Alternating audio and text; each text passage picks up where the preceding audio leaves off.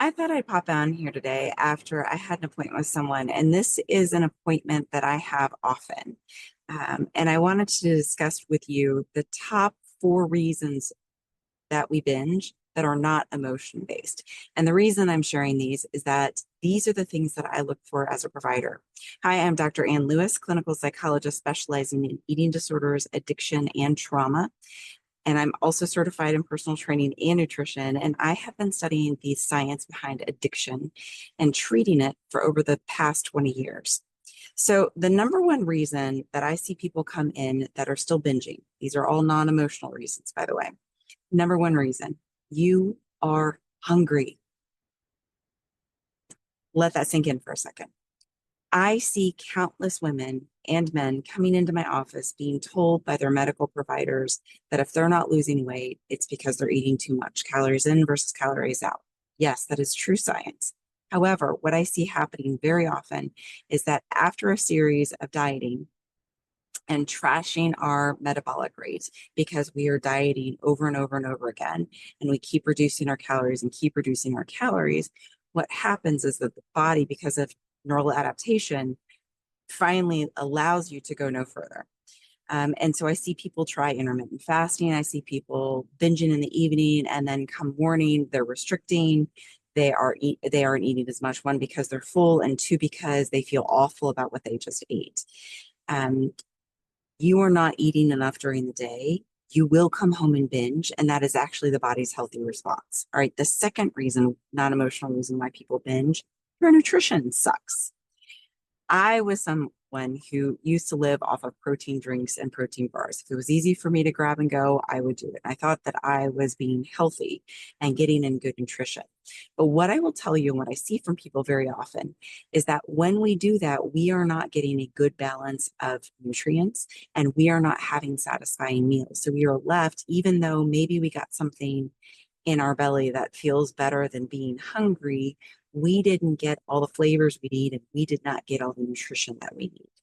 And so we're left still hungry because we need more from our food.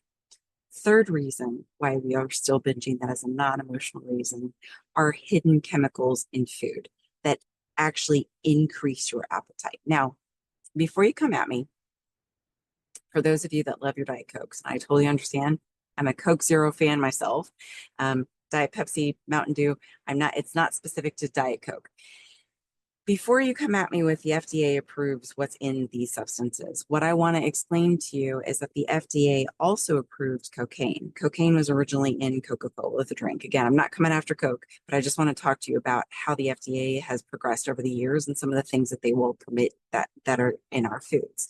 So cocaine was actually in the original tonics and Coca-Cola back in I think it was the 19th century. And then somewhere in the 20th century, eventually it got banned. And I think it was in 1914 is when it was finally banned as a controlled substance. Now, heroin was also introduced, and it was introduced as a cough syrup. And it was not banned until 19, well, I can't remember this, 1970, I think it was, or maybe earlier than that. But my point is that there's a lot of things that FDA puts on the market that they then later study, and it's really problematic. Well, one of the things that we know is actually on the market, and they've done studies that have shown this, repeated studies starting back in 2007, 2009. They did another study just recently. Aspartame and sucralose increase the appetite by up to 30% in human studies. Initially, they studied it in rats. They showed a substantial increase in appetite, around 30% in rats, but it's actually been shown in human studies to increase the appetite. And the reason for that is that everything in our body is chemical. So when we taste something sweet, the body is preparing to digest and essentially get rid of that sweetness. But because it's a non-nutritive sweetener, it doesn't actually have anything for the insulin to attack. It doesn't have anything for it to digest. And so it's still hungry. It still wants that sugar. And that's why we wind up eating more. Now, the last reason, and this one can sometimes be emotional reason, but is something that I see very often in terms of poor practice and not really being mindful around what it is that we're doing, is being tired. We are eating because we are exhausted. Yes, people can get insomnia from anxiety. People also, though, and what I see it a lot, and I have been guilty of this as well, we get on our phones and we doom scroll right before bed. Our brain stays active. It stays stuck in this essentially like sunlight to our bodies, and it keeps us awake for longer. It also disrupts the normal pattern of the day, the normal biological rhythm of the day, and our circadian rhythm. And the reason why that's impactful is that when we are tired, we want to eat more because we need more energy because we're tired. However, what we need a nap. We need to go to bed. We need better sleep. And so being exhausted actually can make people eat more. Now, let's talk about some of the fixes for this. All right. The first thing that I want you to do, if you think that you're not eating enough, or if you're not sure if you're eating enough, I want you to go to the TDE calculator, TDEE calculator. This is online. You can Google search it, type in your age, your weight, and it is going to give you what it believes your basal metabolic rate is. All right. And what I tell a lot of people is eat at that level, which would be maintenance level. And this is even if you are on a weight loss journey, eat at that maintenance level for a few weeks, because we want to see is what your body does. And initially, a lot of people will complain, I just gained weight. And what am I going to do? Because it's just making me fat. And I was afraid this was going to happen. Well, yes, initially we might gain some weight because our body isn't accustomed to digesting that food. And this isn't necessarily real weight. This is undigested food that needs to work through our digestive tract. Think about our stomachs like a muscle. If you're going to the gym and you're working out that muscle frequently, that muscle gets pretty strong, gets pretty resilient, right? If we're not working out that muscle very, very often, it will get weak. And the stomach is no different than that. It's going to take a while to get up to that food. But what we want to see is we want to see your weight levels out, that essentially that is the maintenance calories. And we want to see how many calories the body can actually take in, because more calories means I can actually eat more. And eating more means that I'm going to binge less, ironically, because I'm getting in good nutrition. The second thing I want you to do is I want you to add in whole foods. All right. I am a big advocate of not taking away things. And this is because we live in a diet obsessed world that they said that they sell us that the only way to get thin is by taking stuff out, by restricting, by being hungry all the time. Just get accustomed to being hungry. When I work with people on managing their weight and even losing weight, I tell them my goal is for you not to be hungry. And I'm not saying never hungry. We should be getting hungry between meals. We should know it's time for the next meal. But if you are starving, if you are focused on what I can't wait until the next meal because I just feel like my stomach's going to eat me from the inside out, that is too hungry. We need more calories, and we need, in particular, more whole foods. Single ingredient foods that were grown off of a plant, foods that are very pure and natural to source, not a lot of shelf stable foods. So this does move away from those protein drinks and some of those protein bars that are on the shelf. I'm not nixing all of those. I'm not saying that they're bad. I'm just simply saying that adding in more whole foods will help balance out some of those nutritional deficits. One of the things that we know will happen for people is that if they're not drinking enough water, and this is another way of addressing this in terms of deficit, is that the body will cue you with hunger cues if you are thirsty.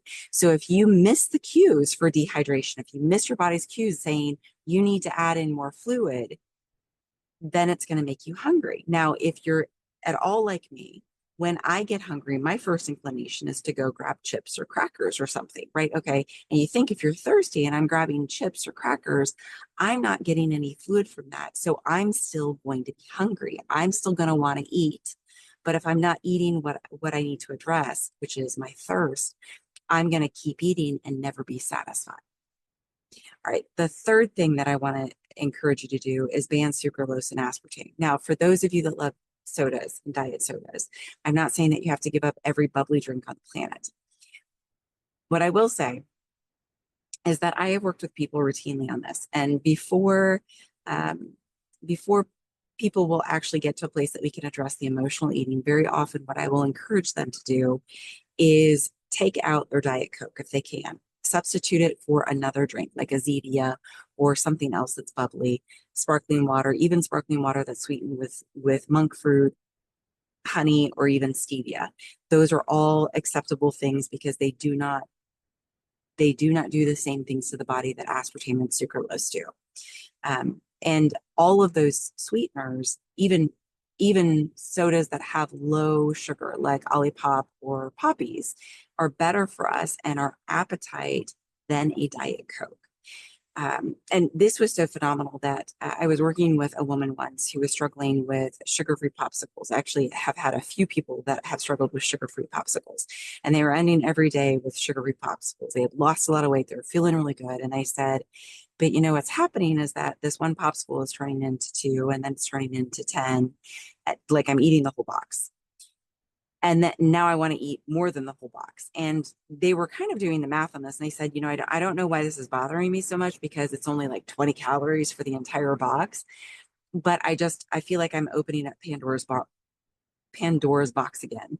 And I feel like I'm worried that I'm going to keep eating like this.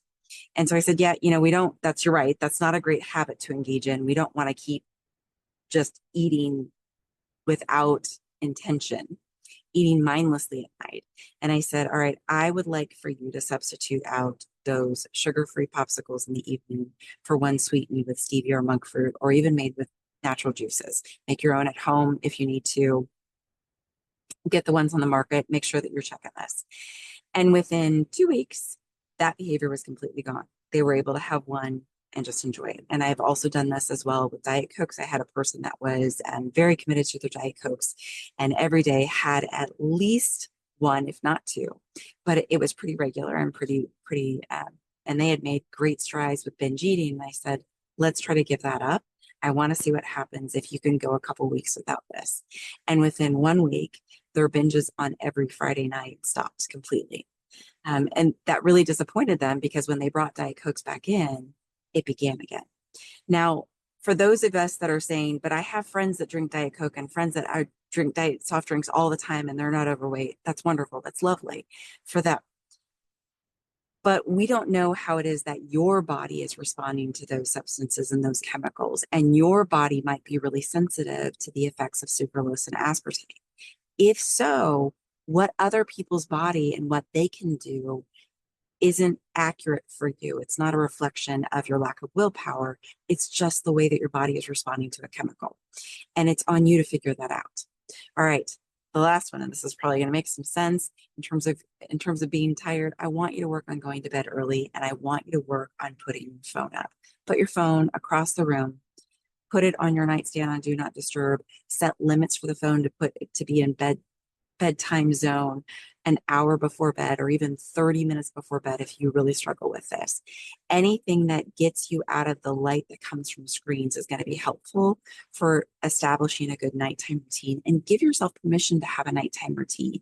Have a nice hot cup of tea. Take a nice warm bath before bed. Use Epsom salts in a bath if you're doing that. You can even get some of those adaptogen drinks that have ashwagandha and L-theanine in them. Those are just supplements that will help with anxiety and help with rest.